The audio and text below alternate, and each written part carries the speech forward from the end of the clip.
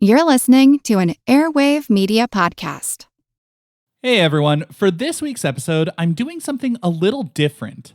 I generally don't talk to artists about their own work, but in this case, the opportunity was just too good to pass up. The photographer Steven Seidenberg makes beautiful photographs that are both visually and conceptually striking. But what really hooked me in was that his recently published collection documents a story that I was unfamiliar with. Longtime listeners probably already know I'm largely a modernist at heart. I've read so many accounts of the early to mid 20th century and artistic development and history, but I was not familiar with this little incident funded by the Marshall Plan that seemed like it was set up to fail. I don't want to give too much away, but Seidenberg's books, Architecture of Silence, Abandoned Lives of the Italian South, is filled with haunting and yet beautiful images documenting the ruins.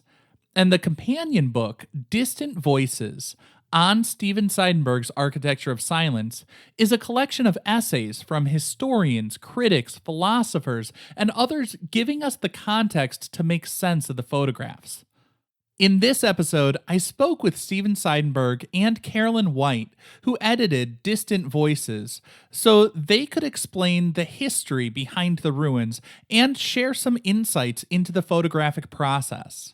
If you want to see more of Steven's work, go to stevenseidenberg.com, or of course check the show notes where I'll link to his site and provide links where you can purchase both books. Feel like who art ed? We'll try to slice it. Who art ed? Mr. Wood art ed me.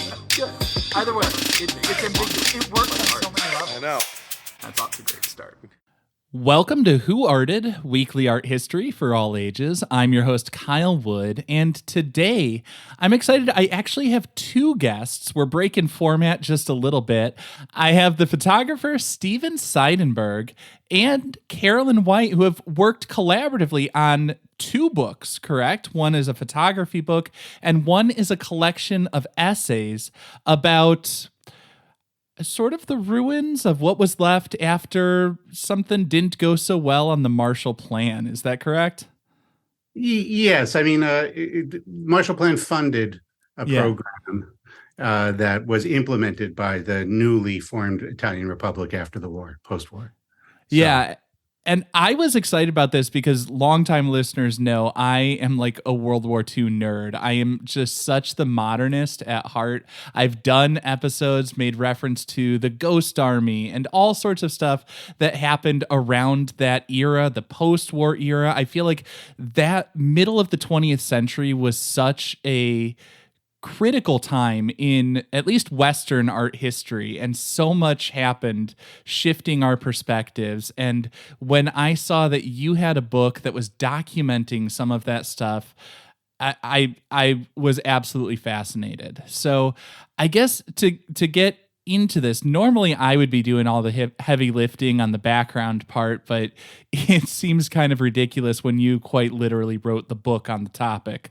So if I can just get started, your book is about the ruins of and you're going to have to help me out, Riforma Fondiaria. And that was the post-war land reform policy in, and I can't get this, Basilicata and Puglia. And Puglia. Like I suddenly changed to a different imitation of an accent. I don't know where that second one came from. Can you give us the right pronunciation for that? Yes, it's Basilicata and Puglia. It was also implemented in Calabria and in parts of Tuscany as well. So it was through poor what were then quite poor agricultural regions, historically dominated by large estate level agriculture rather. I mean, Carolyn, you can come in. Essentially, these big estates that before the war had been the centerpiece of traditional agriculture in Italy, with large land holdings controlled by essentially a kind of aristocracy, and peasants, so to speak, village level peasants who would come and work in the harvests and the plantings and things like that. And after the war, there was a movement to redistribute land generally throughout Italy from these big estates, many of which had been fascist aligned. And there was a large communist movement, in particular, a left-wing movement, and the very active and important Communist Party in post-war Italy was arguing for this kind of land reform. And the Allies and the Americans in particular took this and other parts of that left agenda and appropriated them to policies of the newly formed republic, in part to prevent the communists from taking power or from being elected, I should say.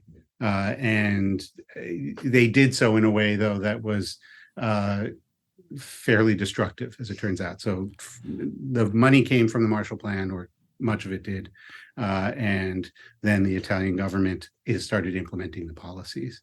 Okay, so and that's where I want to jump in and ask a little question, because as I'm understanding it, it sounds to me like in the post-war era, it's almost like the shift away from feudalism. The peasants are no longer just working the land. They wanted the ordinary people to have an ownership stake in that land, right?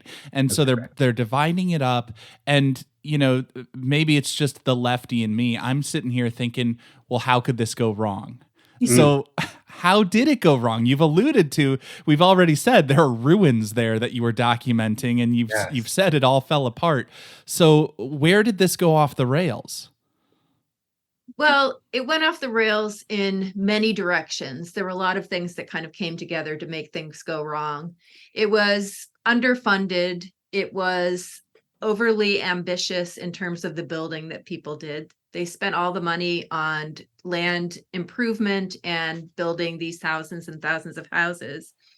And of course, they also saw a long-term benefit in having this go wrong. So once the land was distributed to these people, they had 2 free years to live there and work the land. And then that 3rd year, they had to start paying rent. And there was never irrigation. There was never electricity, despite the promises that were made. And so it was impossible for people to survive on the basically 7 acres of land that they were given by the Italian government. Yeah. They couldn't make it work. And so the Italian government benefited ultimately because people abandoned the farms, moved north, and the land reverted back to the state.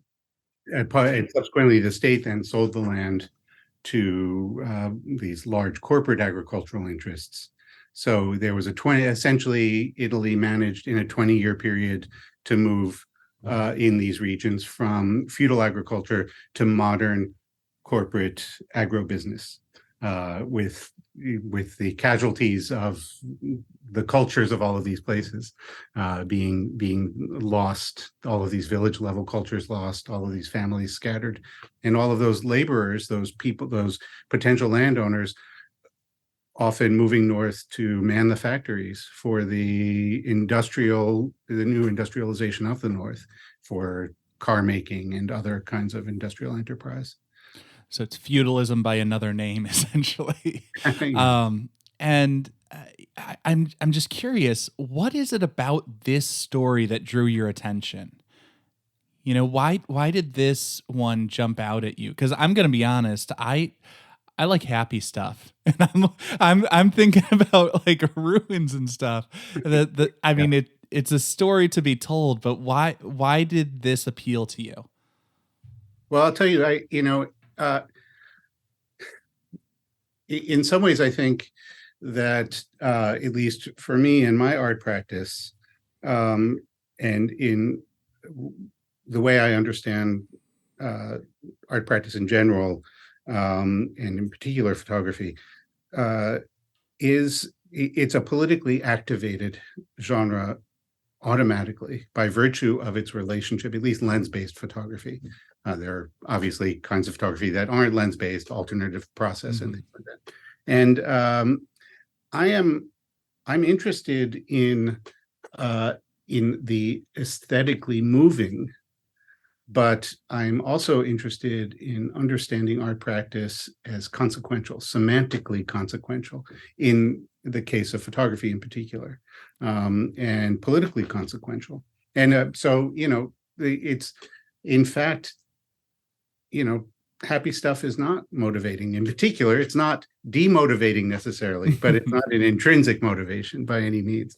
I hope that there's a kind of pathos, but also a sense of sublimity that comes, which is a happy sense, I think, in that it's a kind of pleasure, but it's not a simple pleasure. It's a complex pleasure, let's say.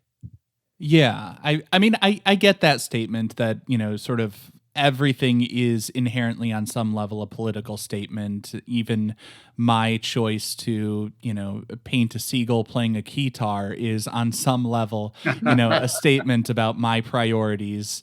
But I think you're right. There is a simple like looking through the book, and the way that you frame the shots, there is something that I was really surprised at how visually, just like aesthetically pleasing the photographs were. Like I'm looking at, the way that you framed things, your use of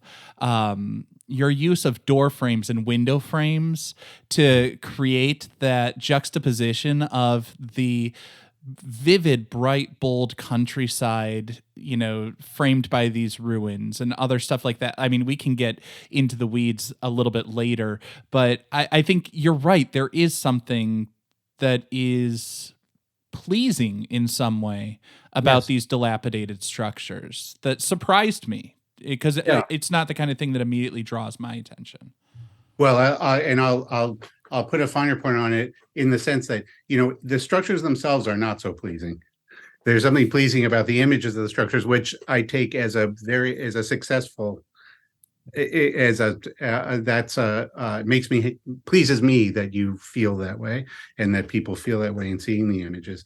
And there is something for me when I choose subjects for my work in finding the unseen, the unspoken, in other projects of mine, things that are structures that are liminal in the urban landscape or in the rural landscape, or things that are seen as blighted, and that people, you're also right in your suggestion that or your allusion to the limited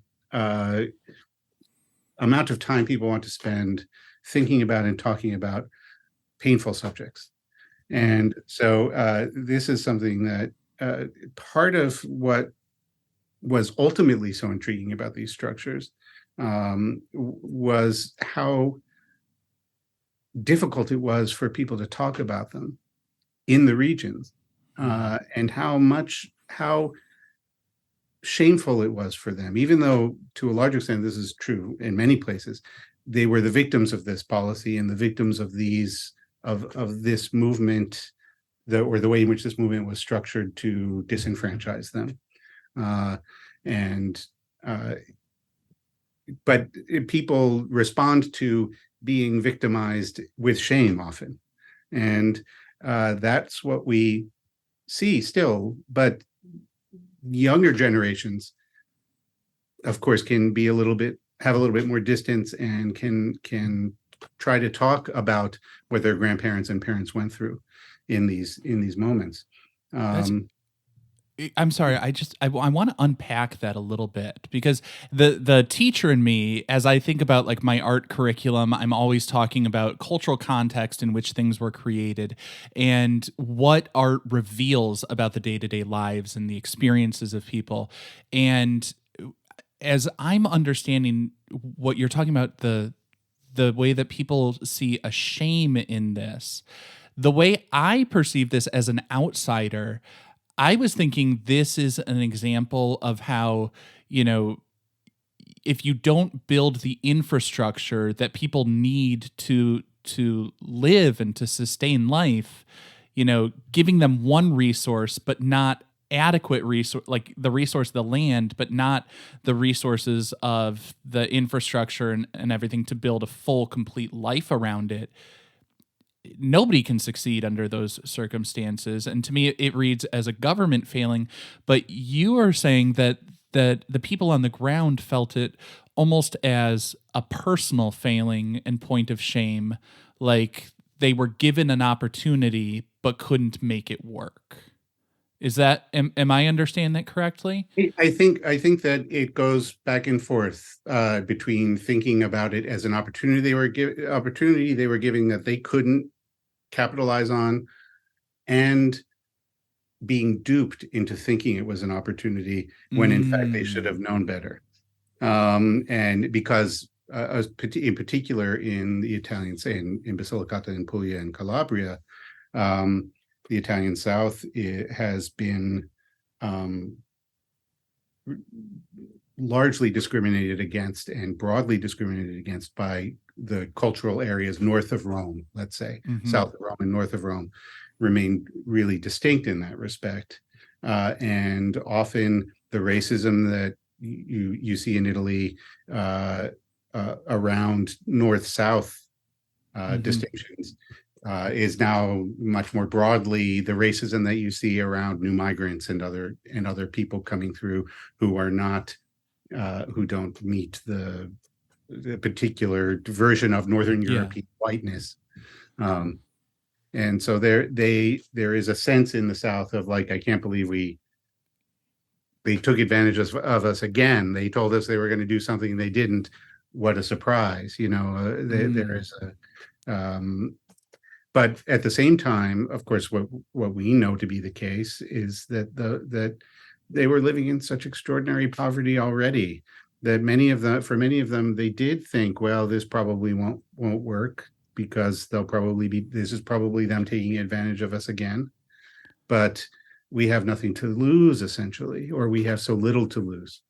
Yeah, I mean, when you're drowning, you don't wait around for the right color of life jacket. Exactly. And there's a documentary in Italian from the period that shows government officials bestowing these spaces onto the population, and they interview them, you know, are you going to go? Are you excited? And one of the women responds in Italian, you know, of course I'm going to go. I live in a cave. Oh, I feel bad laughing at that. Yeah. You know, but they say we'll have gas, we'll have water, you know, it'll be better, right? Yeah. One thing I think that is, just to stay on this for a moment, that is interesting that Steve alluded to is now that there are multiple generations separating the inhabitants of those spaces. Well, number one, people seem to think that people really didn't live there at all. And that's one thing that I think that the photographs truly reveal, is that people did make those spaces into their homes, however temporarily they were. So you have furniture and other kinds of decor and the paint, the other ways that they made them into domestic spaces. So that's one thing that's quite interesting. And then you also have people who have heard about the time that their families may have spent in those houses now. So whereas this idea that it was just this huge failure, no one lived there, now you can start to see, in conjunction with this work, more stories about why it's interesting to people, why it is part of the oral heritage of a family about their stint in those fields before they abandon it to move north or move back into their village. So I think, again, with the passage of time and with this kind of photography, it helps to see the time as it was, not just as this failure, even though at the same time it really underscores how many people were put in really difficult situations and had to make the difficult choice to leave. Yeah. And I think one of the things I really appreciate about your book, or I should say books, because it's essentially two companion pieces. And for listeners, I'm going to have links in the show notes if you want to buy a copy. But we've got the one book of The Architecture of Silence, which is the photography book where we can see it all laid out. And then you also have the Distant Voices book, which is the collection of essays. And I love that you sought out diverse perspectives on that. Like you had interviews from like architects and critics, and as you've already said, you've talked to people living there for generations. I'm curious, we've talked about the one lens of like the people who lived there and their families, and I can't believe we got fooled again kind of perspective. Did other people with different lenses talking about it, maybe a little bit removed from history, did they see something different? Are there commonalities, common threads you saw through the descriptions of it, or any different insights you noticed there? Well, I think one thing that we were fortunate to be able to do was to bring perspectives from not just different kinds of occupations and positions in terms of how people might interact with photographs, but also the contributors come from many different places. So we have many Italians, some from the South, some from the North, some from Rome, some living abroad. And we have other people from Canada, from the US. And one of the things that I think is quite interesting is how often the Italians say, both in print and in person, is that sometimes it takes someone from somewhere else to show us our history. Not to pat ourselves on the back per se, but there is an advantage of being from the outside coming in, where you're able to see something valuable to explore. And I think that even the selection of these sites that you were talking about before, they didn't seem interesting to many people in Italy because they were so familiar. But to Steve and to me, driving past them when we first encountered them, they were something that to us demanded further investigation, whereas people who have lived, just a couple miles from these fields with so many houses just don't think of them as anything but, little blips from the past. And that's interesting. Yeah. I was just going to add, because I know it's something that a part of the way the questions that you have about the project, just in terms of the composition of the pieces of the photographs, that part of the way in which I choose a photographic project is with the notion that the way I see through the camera will reveal the world anew, and will transform the world in a certain way, whether has a historical consequence or an aesthetic consequence or a material consequence in any particular way, in terms of how people walk through their everyday lives. It's the photograph is about seeing and understanding how to translate one's ability to see the world in a particular way through the camera. That is so interesting to me, just because like I'm building off like the connection there to, just the way that I approach photography with my students. As we talked about earlier, before I started recording, I alluded to the fact that photography is a medium that I struggled with, because I feel like photography is a medium that is relatively easy to start at and to get to a very basic level of competence. And then you have to study and work so much to notice any improvement from that base level at all. It's really frustrating, but I love that idea that someone who actually knows photography talks about seeing the world through that photographic lens and transforming our view on it, because that's one of the few bits of advice that I give to my students, and it's really validating for me personally. I know you think this podcast is about you, but it's really about stroking my ego. But like my very first photo lesson with students, and I teach elementary, so I'm talking to 8-year-olds. I'll say, I want you to look through this camera's lens, and without any outside manipulations, I want you to look at something from such an extreme angle that it looks abstract, that I can't recognize it. It takes me a moment to figure out what it is, and also make it look good. Because, I can hold it up against the wall and it's all black and it looks abstract and I have no idea what it is. But to make it look good, too, is the challenge. But I love that idea of your photographs and that fresh perspective. I mean, like you said, people in Canada and other parts of the world are seeing what is really fascinating about this. And I think that's a good reminder for all of us. Sometimes you need a little bit of distance to get that objectivity to really process and understand and get that outside perspective. Yes. Yeah, for sure.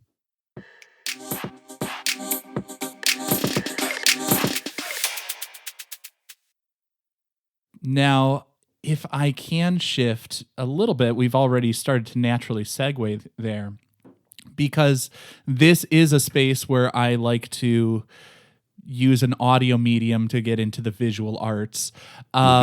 Your photos are absolutely beautiful. Loved looking through the book. But I do want to know, how do you go about composing your shots? You've already alluded to, you want something that you can see from a new angle or reveal something about the world. But how do you, when you're looking just like through the viewfinder, how are you deciding what's the right angle for this? You get what I'm saying? Like, how do you compose your shots? What's the steps you're going through there? I mean, I'm thinking about it firstly, of course, in terms of the parameters of the camera that I'm using, what I think I can do with it, what I think this capture can result in. That is to say, for me, and I would say this to aspiring photographers, you need to print. You need to print your photos. If you don't print your photos, there's a point you can't progress past in the way that you understand what you're doing as a photographer, even if your ultimate goal is to only work with images online. Printing them changes your relationship to the understanding how the photograph, the moment of instant of capture, objectifies the world, and what it means to translate the world from a three-dimensional space to a flat space, what it means compositionally, and what it means when one has the object of the photo in hand. So I'm always shooting, thinking about how I'm going to print what I'm shooting, which depends, and shooting towards a particular way of printing. So you're looking at it from a materials perspective. You're thinking like, my aperture is rated at this, and I've got this speed of film or whatever, or the sensitivity. And, you're thinking about like how the silver halides will react and the grain size and all of that stuff in the photo. Or are you thinking of it more in terms of like, well, I want it to have this emotional resonance, and so I'm going to get it darker, lower the exposure time? Or is it about just like what physically can happen because of the depth of field and because of all of those material consequences? Or is it more that sort of, is it a gut level? Like, I'm inspired, I see this and I've got to capture it, and it just hits me on that emotional resonance? Or is it a combination? Well, it is, I think, primarily about emotional resonance, but emotional resonance happens within the context of as it does in painting and other forms of composition, in the context and through the parameters of the medium you're using. And those parameters are all the things you're talking about, whether it's film or digital capture or what have you, and thinking about the ways in which the photograph can and the parameters of making a photograph can affect the emotional content of the photo and the impact of the photo, and also the relationship of one photo to another. So I often shoot in series, and sort of with the notion that having this conceptual framework in which a series of photos is placed can heighten or amplify the emotional content, the emotional resonance of each individual photo. Even when they're taken out of that context, it can remain with you. This sense of having achieved the project, completed the project in relationship to this conceptual framework, whatever it may be. So now, as I looked through the book, like I said, there were a number of photos that were very striking to me that I'm looking through, and I had to pause and take a moment and look more carefully at. I'm curious, is there a favorite of yours? I mean, I imagine you take so many. It's got to be hard to choose a baby, but like, is there anything that just like really you felt like, yes, this is the one that represents what I was trying to do here? Well, I mean, there are too many for me. In that way. I think that in many respects, there is it's such a difficult project to photograph interiors with bright exteriors, without a source of artificial light. And so some of those, I think, can have a really uncanny character, so that the scenes through the windows, for instance, to which you alluded earlier, the scenes of the outside almost have, because of the intrinsic shift in resolution that happens with brightness and having to bring down highlights that have problems with being overexposed.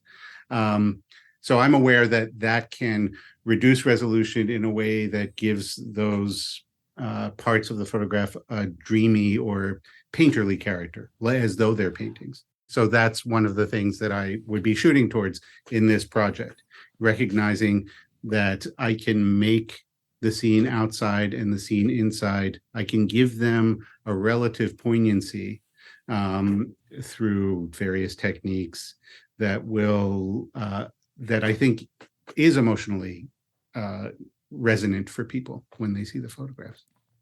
Yeah, I got to say, I'm listening to that. The thing that really perked my ear that surprised me was you said that you don't have an artificial light as you're shooting through the window. I'm looking at the book right now, page 26, 27, where you've got it's like a purplish wall with, like, I can see like mold and plaster and stuff, and it's got like the shutters framing that window, and the brightness of the landscape through that window. I admit I'm not good at photography. I'm not an expert, but I've dabbled enough to know that if I tried to take that shot, we're talking the walls are going to be almost black. You know what I mean? Like, it's just to get the lighting and contrast right. I was blown away to hear that you did that without a secondary light source. Because my first thought was you must have had something so that it's not excessively like backlit or whatever you might want to, however you might want to describe it. But you're right. There is a painterly quality to it. There's something about it that I was really drawn to, because I'm always trying to be the little bit of the optimist, and I think there's something so nice about the focal point that grabs my attention is this beautiful landscape, and there's something visually satisfying about symmetrical balance.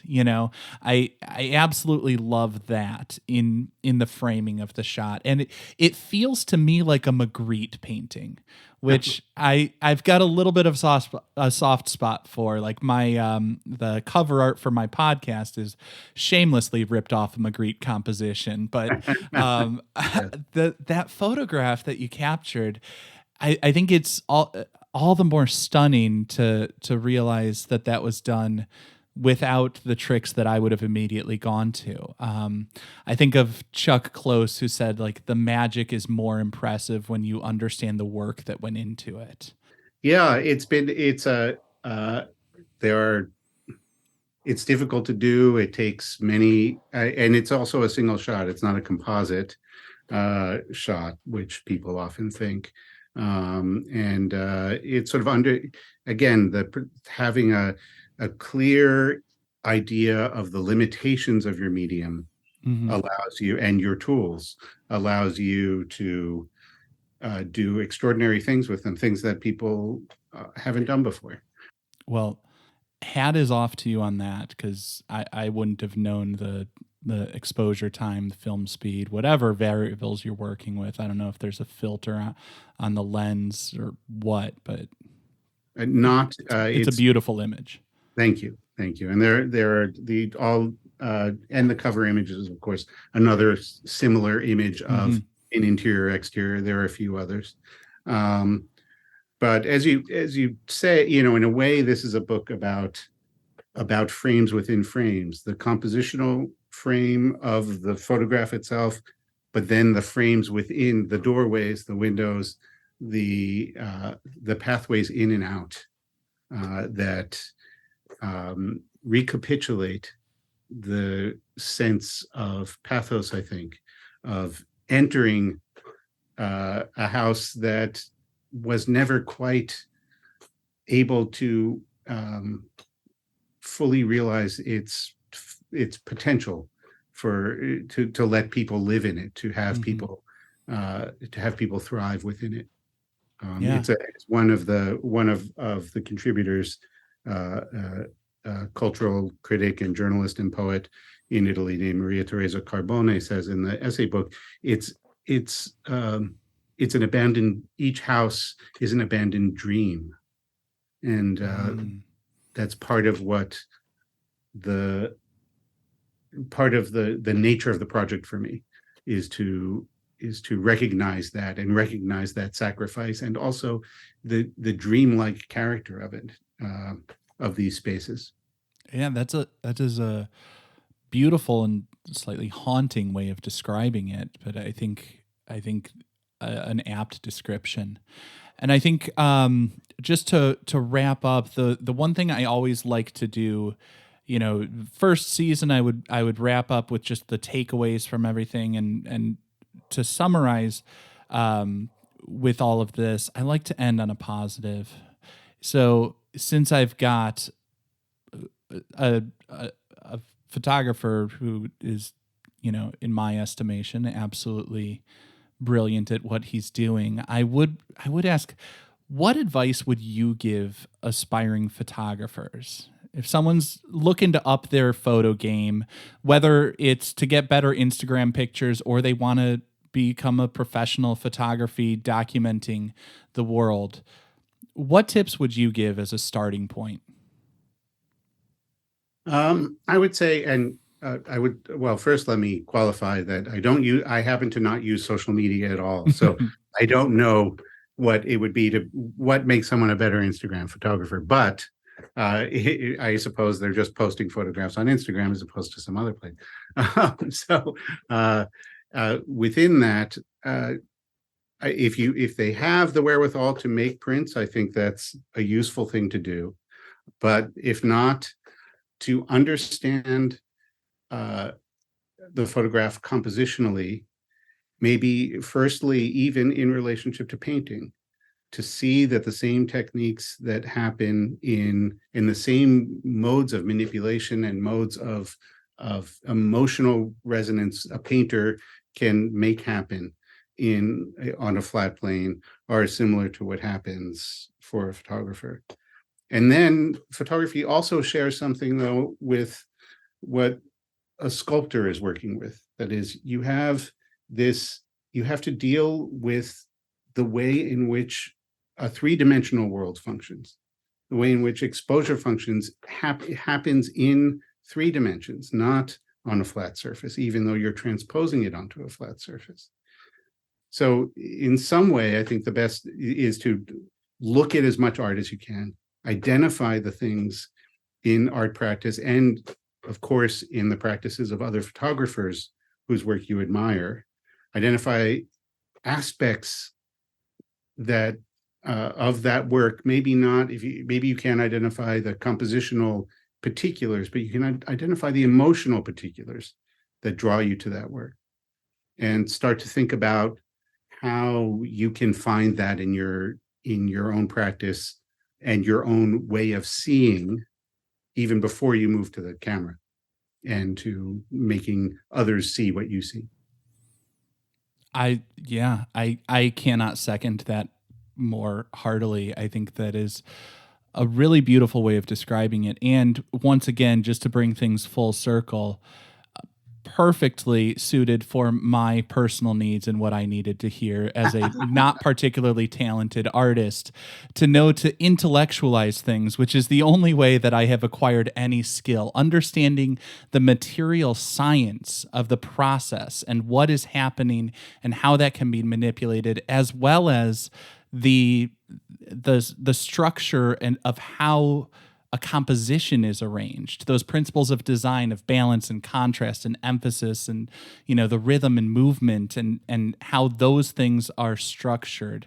Just understanding the underlying structure of the arts, I think, is beautiful, and that's the goal that I have for this show. So everybody should be listening to my entire back catalog.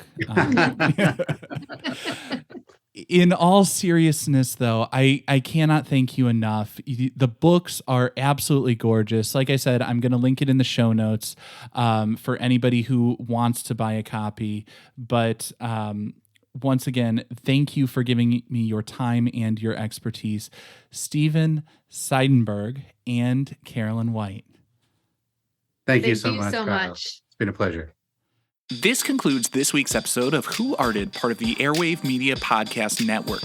If you found this tolerable, please leave a rating or review on your favorite podcast app. You can find images of the work being discussed this week and every week on social media at Who Arted Podcast on Twitter, Instagram, and TikTok, and of course on the website whoartedpodcast.com. Podcast done.